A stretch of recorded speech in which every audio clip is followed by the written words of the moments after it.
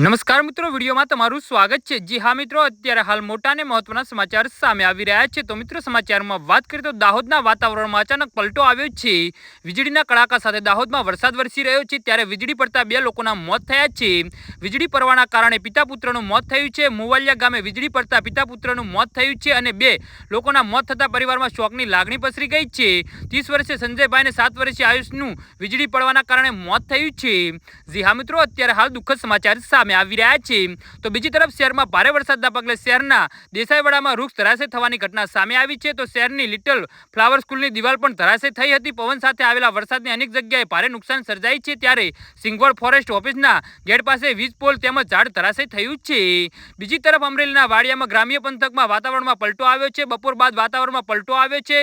અસંખ્ય ગરમીને ઉકાળ બાદ વરસાદનું આગમન થતા લોકોને રાહતનો શ્વાસ લીધો છે। વાડિયા આસપાસના ગામોમાં મોરવાડ, તોરી, રામપુર, કુકાવાવ, અમરાપુર, ખારિયા સહિતના ગામોમાં વરસાદ વરસ્યો છે।